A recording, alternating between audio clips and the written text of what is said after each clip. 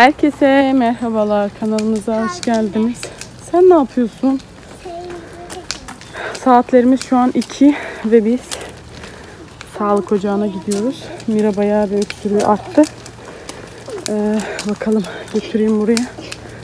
Yaren de hala öksürüyor. Gel, yavaş. Yaklaştıkça o kadar soğuk oluyor ki. Hadi gel gel. İnşallah buradadır doktor ya. Geçen geldiğinde Şahin yoktu, Yaren'i getirdiğinde. Ne oldu kızım? Uf, nedir bu çocuklar ya? Dün gece Mira hiç yatmadı. Bütün gece ağladı. Bu ne yapıyor ya? Video çekiyor. Allah. Neyse biz şimdi geldik. Bakalım inşallah doktor bey buradadır.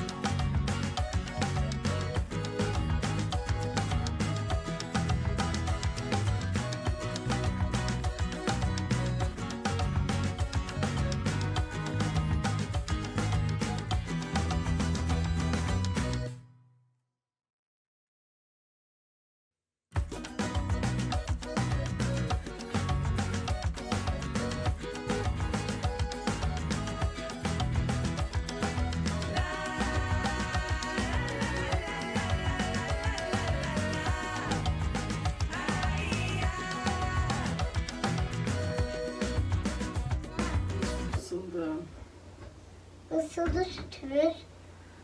6 yaşındaki çocuklar, 5 yaşındaki çocuklar, kız çocuklar, abi çocuklar, baba çocuklar, anneler çocuklar, biz çocukları, yani her bütün çocuklara sizde de olabilir. Anneciğim merak ediyorum, sen ne anlatıyorsun? Karnımızı anlatıyoruz, çocukları anlatıyoruz. Ne anlatıyorsun? Köpek balıklarla evler yapanlar, mikroflar. Onları teyzelere mi anlatıyorsun? Evet, anne ben de atabilirim. Bitti, atmayacağım. Bak sen dokunma, sen sadece teyzelere anlat yani, tamam mı? Ama kargonotu ben atarım, tamam mı? Dur. Küçük kargonotu ben atarım, tamam mı? Karbonatı atmasan sen olmaz mı karbonatı? Ben. Ben atabilirim anneciğim. Atayım mı? Bekle. Heyecanlısınız. Daha. Anne ben atacağım, tamam mı? Allah'ım yarabbim. Ben içiyorum. Sağlık ocağına gittik. Mira çok şükür ciğerlerinde bir şey yok. Ciğerleri temiz. Bekle onu. Onun içine dök onun içine. Ciğerlerinde bir şey yok çok şükür. Temiz. Antibiyotik yazdı.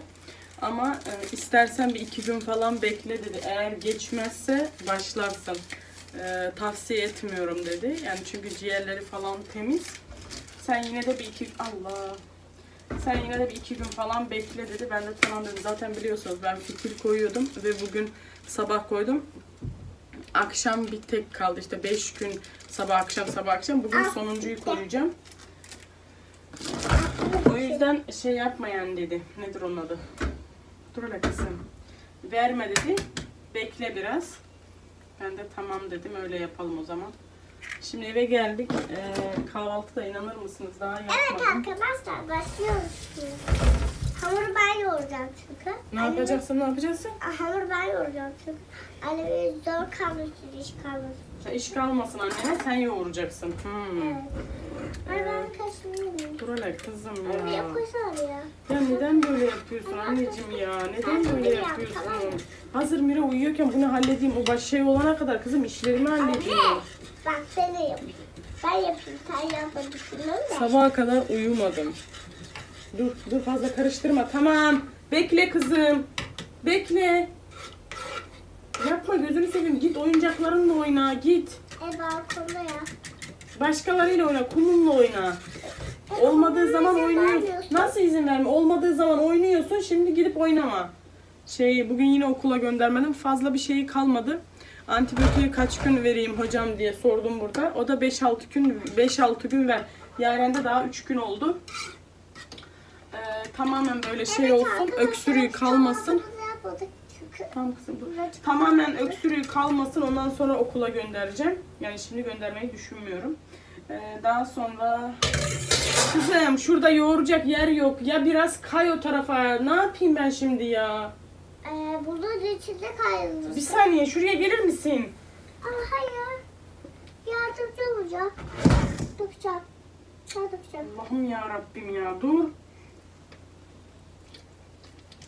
Ya havle. Yani böyle. Yaren Mira hiç yatmadı. Böyle Pastaya benziyor sanki. öksürüyor. Daha sonra böyle midesi bulanıyor. Balgamını o şekil çıkarıyor, atıyor. Yani yarım saat uyuyor, 2 saat ayakta, kucakta gezdiriyoruz. Biraz işte ne bileyim emziriyorum sürekli. Yani kabus gibi bir geceydi diyebilirim. Sabah kalktığında şu gözlerin etrafı kıpkırmızı olmuştu uykusuzluktan. Yani o derece.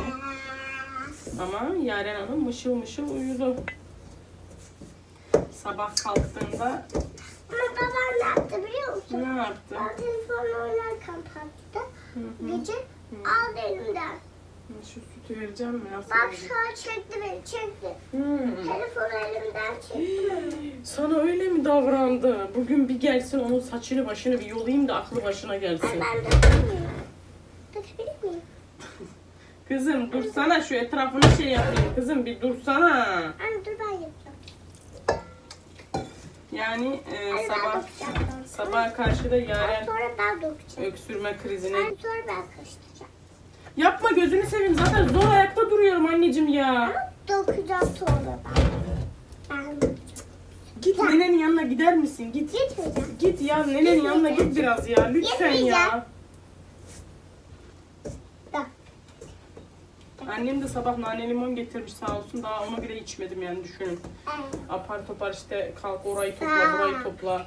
Mira'nın üstünü değiştir, sağlık ocağına götür, getir derken saatlerimiz 3 olmuş. Ne kahvaltı yapmışım Kahvaltıyı birazdan yapacağım.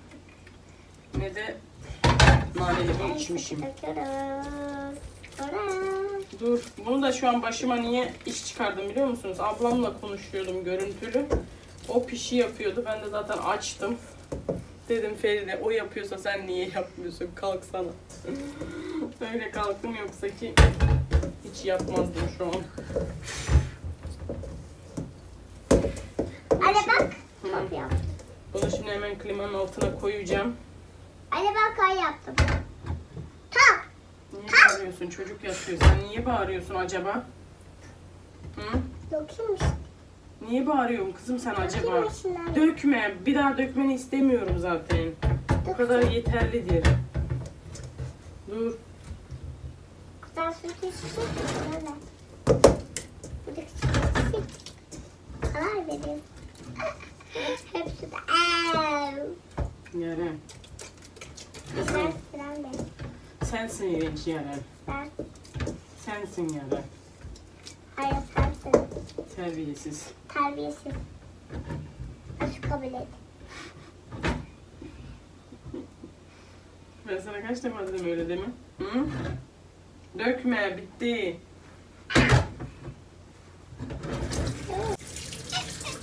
Mıcı mıcı. Yapma diyorum sana.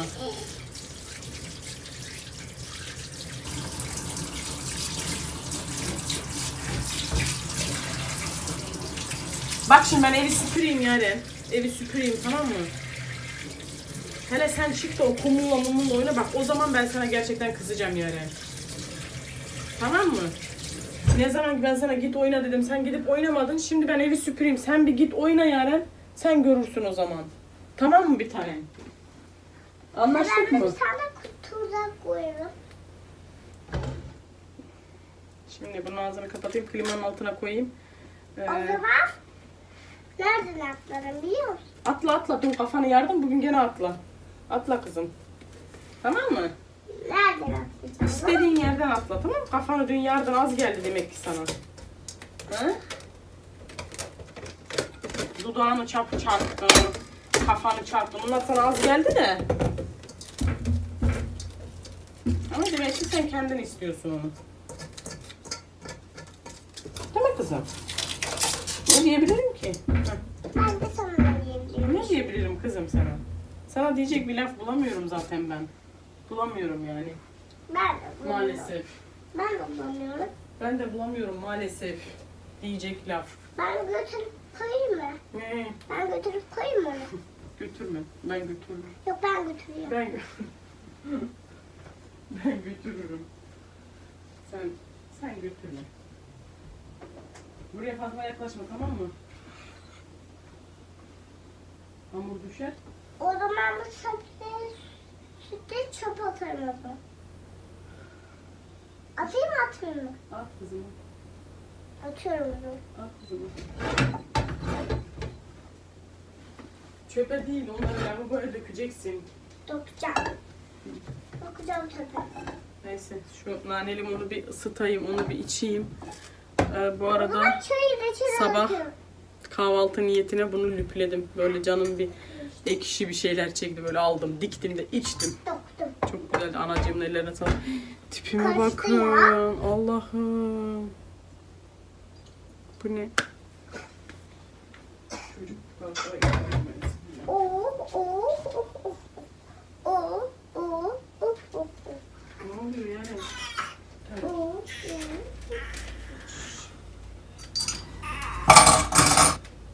Bırak yıkama sen, bırak. Tamam kızım, tamam.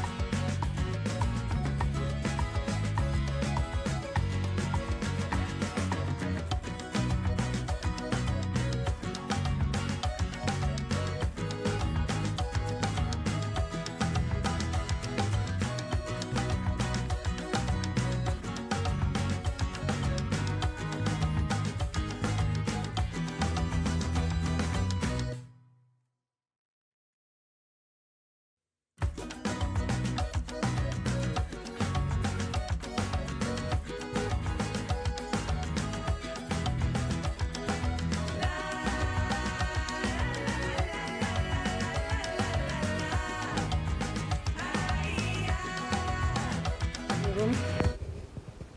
Şimdi siz de benim gibi bunu hamur sanacaksınız değil mi? Bakın şöyle tombik duruyor ya.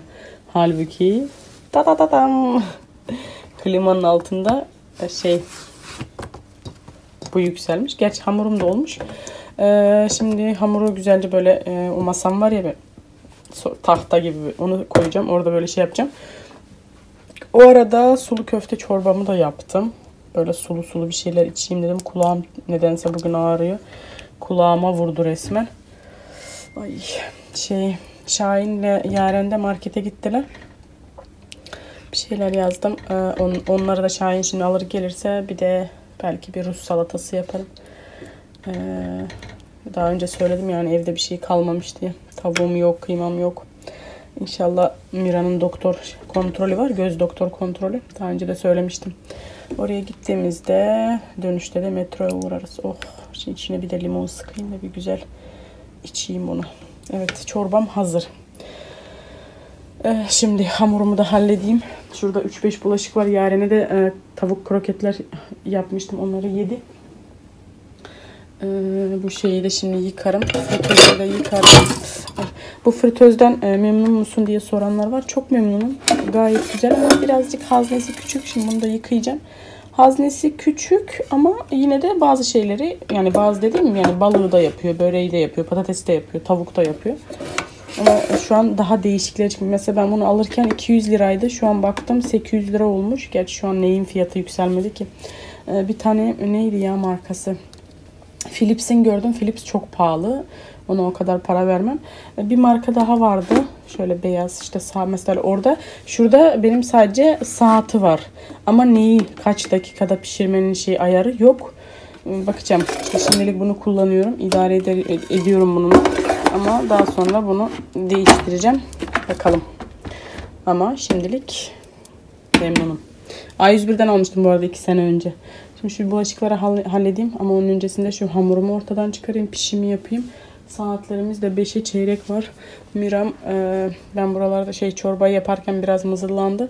Ayağımda salladım yaptım. Uyudu tekrardan. Şu an derin bir uykuda. Çok şükür uyuyor. Ben de bir bardak nane limon içtim. Birazdan yine bir tane içerim. Ondan sonra da en sonda yatak odasını falan süpürdüm zaten de. En son şurayı bir süpürürüm. O kadar. Ağzı açık kurbağam benim. Ağzı açık kuşum benim.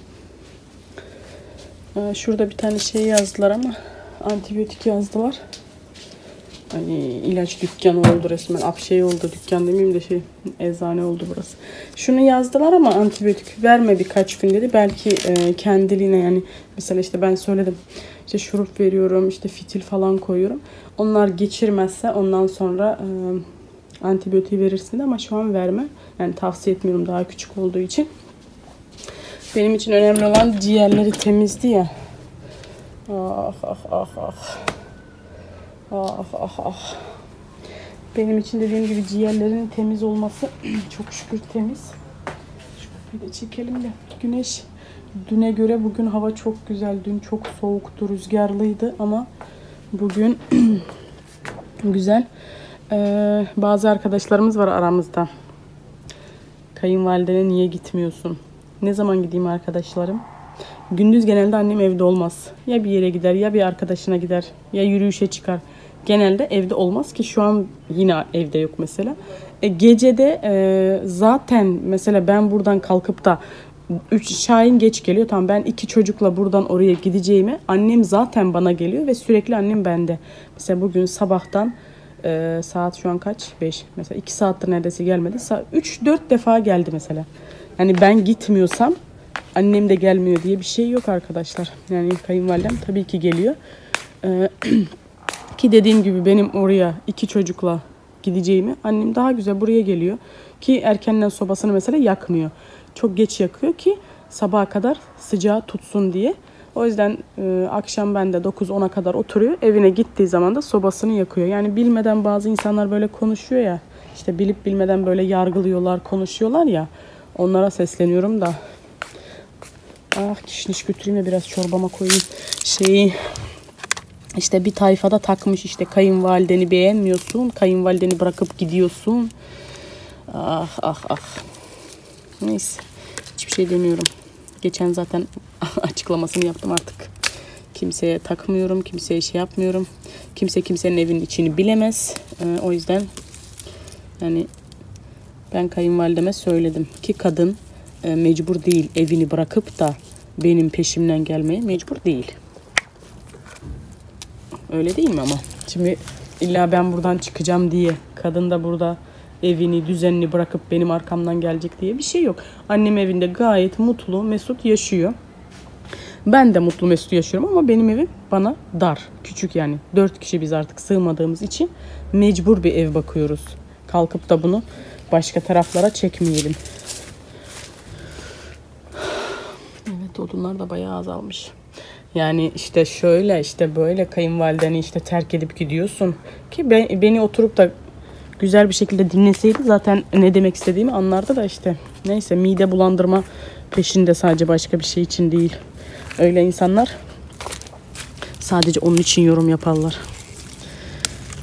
Neymiş de erkek anneleri ne sesleniyormuş beni izlemesinler diye. Çünkü kayınvalidesini bırakıp gidiyormuş.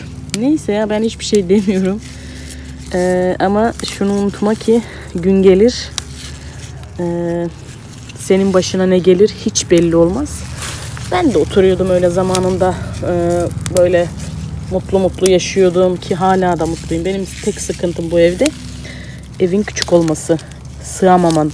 Yani bana yazmış ki işte sen nasıl bir köylü bir kızsın ki bu evi şimdi beğenmiyorsun. Ben bu evi beğenmiyorum demiyorum. Bu ev bana küçük geliyor. Sen zaten benim köylü kızı olduğumu biliyorsan memlekette nasıl bir evde yaşadığımı da bilmen gerekiyor. Kaç odalı bir evde yaşadığımızı da bilmen gerekiyor. Kalkıp da şimdi burada insanları bilip bilmeden yargılıyorlar ya, en nefret ettiğim şey de o. Sen ne biliyorsun ya? Sen kimin evin için ne olduğunu, ne bittiğini sen nereden biliyorsun? Oturup da yargılıyorsun. Hiçbir şey demiyorum. Herkes önce dönüp kendi yaşantısına, kendi hayatına lütfen baksın. Ben artık böyle eskiden tamam kalp kırmıyordum, etmiyordum. Kötü bir şey yazmıyordum, etmiyordum ama inanın bazıları böyle inadına damarına basıyorsa ben de artık görmezden gelirim yani. Bu kadar basit. Neymiş işte birisi de buradan para kazanıyorsan her şeye boyun eğmek ya da katlanmak zorundasın. Ben hiçbir şeye boyun eğmek, katlanmak zorunda değilim. Ayrıca siz de aynı şekilde. Ne boyun eğmek zorundasınız ne de katlanmak zorundasınız. Kimse kimseye katlanmak zorunda değil arkadaşlar. Bunu bilelim yani. Ne siz bana boyun eğmek zorundasınız ne de ben. Eyvallah, var tabii ki burada sevdiğim çok insan var. Allah hepsinden razı olsun. Bir o kadar da sevmediğim var tabii ki. Ya bir o kadar demeyeyim de birkaç tane söyleyeyim. Sevmediğim de değil, kale almadığım insanlar var. Kendiliğinden böyle konuşup bilmiyorum artık ne oluyorsa, ne batıyorsa, yani onlara ne oluyor gerçekten anlamadığım için bir şey demiyorum artık. Herkes nasıl söyleyeyim? Tamam, herkes zor şartlar altında veya zor günler geçirmiş olabilir veya hala geçiriyor olabilir. Kimse kimsenin evinin yaşantısını, kimsenin ne yaşadığını bilemiyor arkadaşlar. Dışarıdan mutlu mesut gözüküyor burası. Belki evin içi öyle değildir. Nereden biliyorsunuz? Çok şükür huzurum yerinde, mutluluğum yerimde, eşim, çocuklarım, kayınvalidem. Kim bana lazımsa benim yanımda. Kim bana lazım değilse zaten benim yanımda yoklar.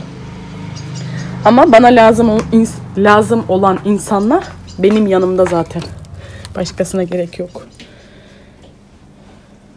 Kalkıp da mesela işte buradan para kazanıyorsan boyun eğmek zorundasın. Kimse kimseye boyun eğmek zorunda değil bir kere. Madem buradan öyle paranın kolay kazanıldığını düşünüyorsan buyur sen de yap canım. Senin elinden kimse almıyor. Kimse sana hayır demiyor. Kimse sana bir şey yapmıyor. Sen de yapabilirsin. İsteyen herkes yapabilir. Ki bana zaten gününe neredeyse 40 insandan daha fazla yazıyorlar.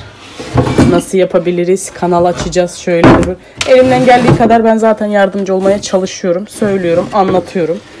Bu işe giriyorsanız sabırlı olmanız gerekiyor. Ama gerçekten sabrında bir sonu vardır tabii ki. Bir şey demiyorum ya. Vallahi şu an grupta gerçekten birkaç tane şey yüzünden oturup da açıklama yapıyorum ya. Kendime bir şey demiyorum artık. Neyse. Yine de hepinizi seviyorum. Beni sevmeyeni de seveni de.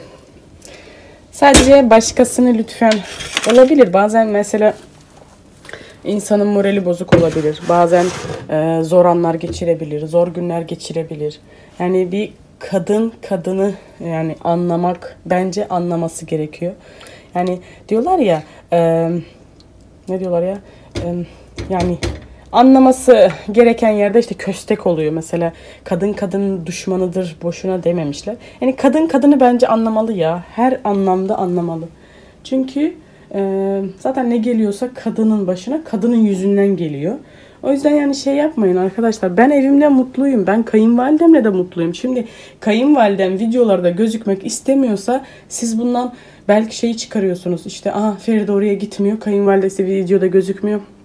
Eğer ben gizli kamera taksam da kayınvalidem bütün gün bende olduğunu çeksem o zaman ne diyeceksiniz? Tamam ben kayınvalidemle madem konuşmuyorum, kayınvalidem niye bana kuru dolma getirsin, yemek getirsin? En basiti ya, neden kayınvalidem bana şunu kaynatsın da getirsin? Madem biz konuşmuyoruz. Neyse hadi bakalım. Uzun zamandır yapmadığım pişilerimi yapalım.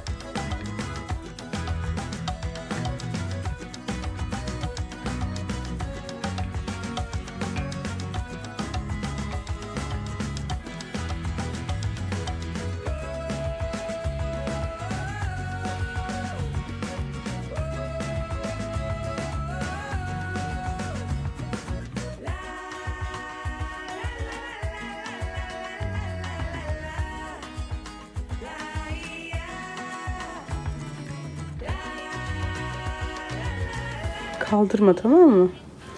En son beni mutfakta gördünüz ya. Hani dedim ya, Yaren'le babası markete gittiler. Sahile inmişler. Orada artık kulağım şey oldu. Rüzgar mı aldı ne bilmiyorum. Eve geldi zaten aslında. Ne oldu? Tamam ağlama bir tanem, ağlama. Geçecek şimdi. Tamam ağlama. Gerçi 2 gün önce de diyordu kulağım. Hatta o gün doktora götürdüğü zaman babası gösterdi. Dedi ki içinde bir şey yok dedi. Yani kızarıklık falan bir şey ama bugün nedense kulağım diye tutturdu. Az önce de geldi ağlıyor bir tane damla aldırdı. Onu pamuğun üstüne damlatıp koyduk. Şimdi bir de şu bezi böyle ısıtıp kulağına koyuyorum. İyi misin tatlım? Anne. Ne? Bak. Tamam dur. Yani ne? Sen silebilirmiş. Ne kızım? Silebilirim. Tabii ki silebilirim annem. Tabii ki. Yani beni nasıl ki mutfakta bıraktınız ya, hala aynıyım. Bu da bir yandan ağladı. En son bunu da güzelce şurup verdim. Bu da yattı. Ortalığı görüyor musunuz? Yani yapmasına yaptım ama yemek daha nasip olmadı arkadaşlar. Sadece bir tabak daha vardı. Onu da kayınvalideme götürdüm. Ha, geliyorum annem. Ne acıyor kızım? Of. Geçecek kızım. Geçecek bir tanem. Geçecek anneciğim. Kıyamam ben sana. Anne burada. Burnu da sildim hadi. O gözyaşlarına kıyamam ben. Anne şurası da. Orası da mı kaldı? Tamam mı? İyi misin? Bezi gene ısıtıp getireyim bir tane. İyi geliyor mu? Ağrımıyor değil mi kulağın şimdi? Tamam anneciğim. Ağrımıyor. Tamam. Kalsın öyle, biraz daha ısıtacağım onu. Of, oyuncakları kim aldı sana? Baba. Neden oynamadın? Oynadım bir tane. Bir tane mi oynadın? Tamam anne. Hadi biraz uyu. İyi gelir, tamam mı? Hadi bakalım. Anne bir tane daha getir. Neye getireyim? Tamam. Buna mı? Tamam. Hadi. Soğudu. Tamam. Hemen ısıtıp getireyim ben kızıma. Allah'tan Mira uyudu. Yoksa ikisi iki yandan ki ağladı ya arkadaşlar. İşte birisi kulağım, birisi bilmiyorum, sebebi belli değil, neden ağlıyor. Allah'tan birisi uyudu. Şöyle Ayetel Kürsü'yü açtım, yanına koydum. O burada uyuyor. Bunu şimdi içeri alacağım. Kendim de artık buraları toplarım. Yani salata yaparız dedim ya. Yok, bugün kesinlikle bir şey yapmam. Şöyle tavuk, yumurta, salatalık turşusu ve bezelye almış. Bunları yarın çocuklar iyi olursa eğer. Yoksa ki kesinlikle şey yapmam. Çok zor. Hadi bakalım ben ısıtayım. Güzel kızım. Güzel kızım. Saat kaç? 7. Of. Şunu hemen bir ısıtayım da elimdeyken. Ne zaman iyileşecekler ya. Mira mıydı?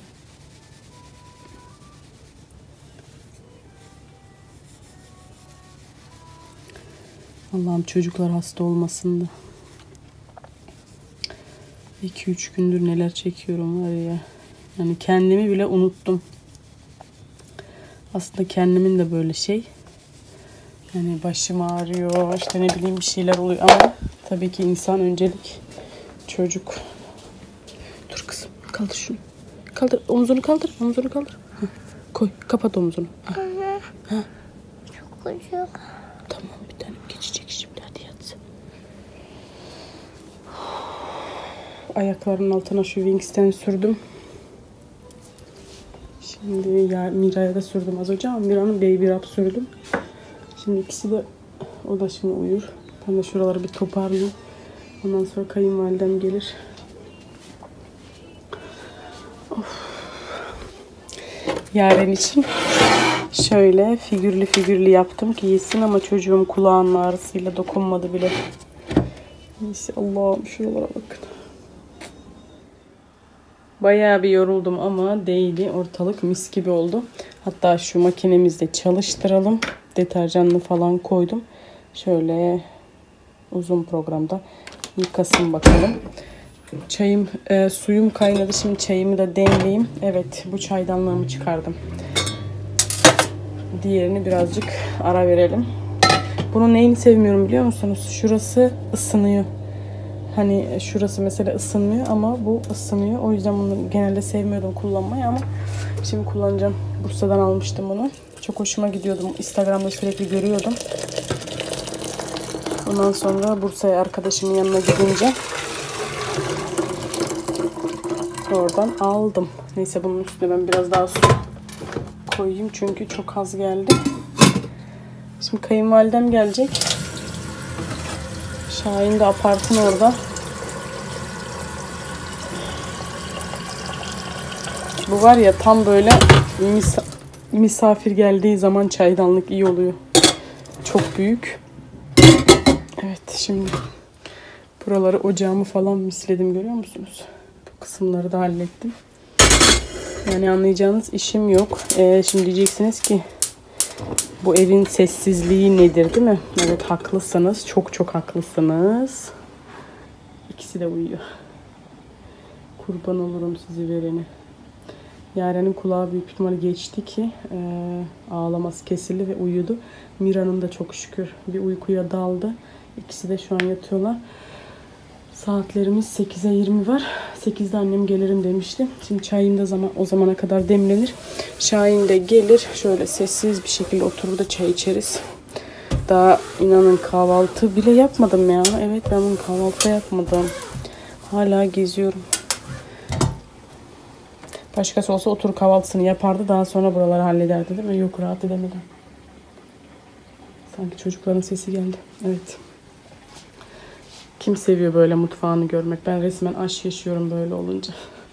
Tek bir işim kaldı. O da ne biliyor musunuz? Çamaşırları asacağım. Dışarıdaki çamaşırları toplayacağım. Annemlerle otururken onları katlarım. Güya şu cevizi bugün rondodan geçirecektim. Ama ve lakin ona fırsat bile gelmedi. Neyse artık çocuklar uyanır bunu yaparsam. Geçireyim de dolaba koyayım. Keke falan lazım olur. Şahin de şöyle 2 koli su almış gelmiş. Hatta şöyle başladım bile içmeye. Böyle koli şeyli oldu mu 1,5 litre oldu mu en azından ne kadar su içtiğimi görebiliyorum. Evet şuraya bakın. Şimdi çamaşırlarımı asayım.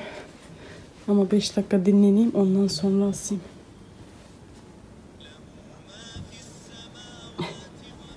Kıyamam ben size.